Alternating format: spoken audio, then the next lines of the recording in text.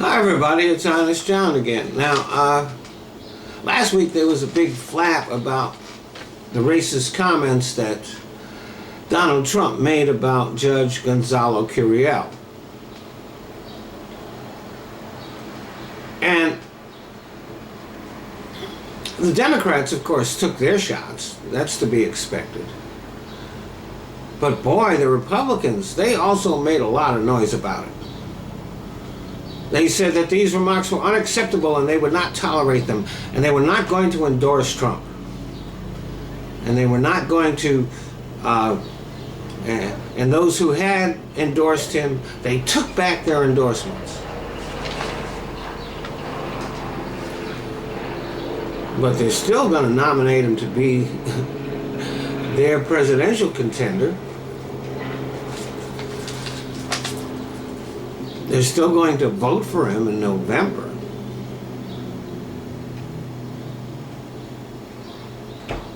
See, you have to remember, these are the same Republicans who have refused to pass comprehensive immigration reform. With no clear reason why,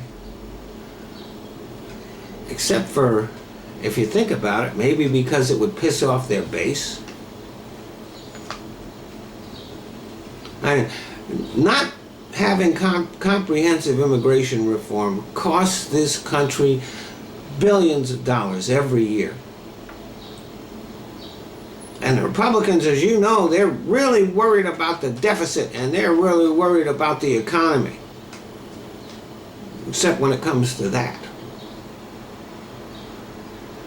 These are the same Republicans who, as soon as Obama got elected, said that their main goal was to make him their a one-term president.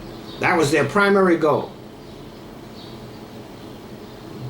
Didn't matter that they had put the country into a recession. It wasn't their number one goal to help the country out of it. It was the number one goal to get rid of the black guy.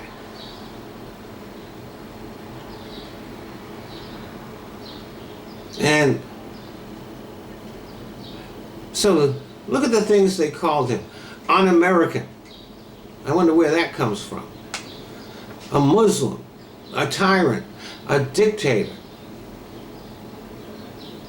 Same Republicans who forwarded emails to each other of the president and his wife dressed like a pimp and a prostitute, or with bones through their noses.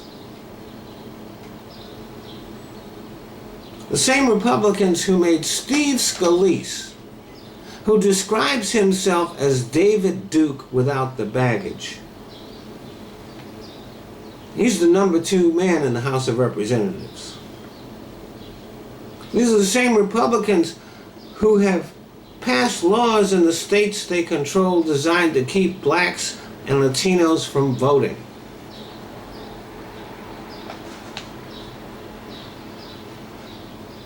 And who have, since the Nixon administration, courted the racist vote.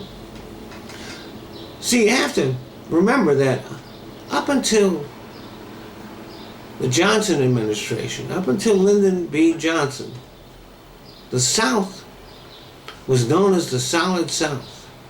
And it was because they always voted Democrat. South was solid blue. And the reason why was because Abraham Lincoln was a Republican and he had freed the slaves. But when Lyndon Johnson signed the Civil Rights Act and the Voting Rights Act, well, that gave Republicans an opportunity. Johnson predicted, he said, what I'm doing, signing these pieces of legislation, could cost Democrats the South. And sure enough, it did. He was right about that. Republicans saw an opportunity. They decided, oh man, they were going to court the racist vote in the South. And the South is now solidly red, the same way it was solidly blue.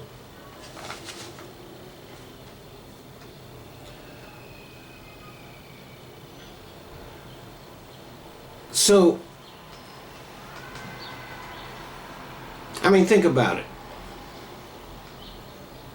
Is Donald Trump any more racist than Steve Scalise, the guy who compares himself to David Duke, or Mitch McConnell, or the Tea Party caucus?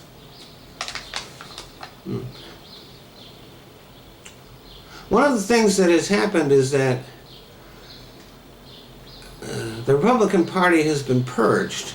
There aren't any more liberal Democrats. There aren't any more liberal Republicans. There aren't any more moderate Republicans. Everybody's way over to the right. And if you go far enough over to the right, you'll find a lot of racism there.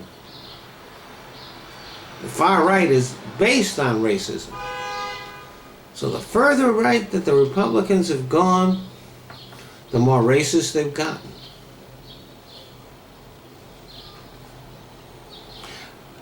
But the Republican establishment knows that they can't just depend on the racist vote if they're going to compete in a national election. Or even in some states if they're going to compete statewide. So Donald Trump is upsetting the apple cart because he's laying it open and saying all the things that the Republican Party really stands for if you think about it. So even as they've condemned Donald Trump, they said, well, we're still going to vote for him. We're not going to vote for Hillary. What they're trying to do is to teach Donald Trump their version of racism, where you use the code words.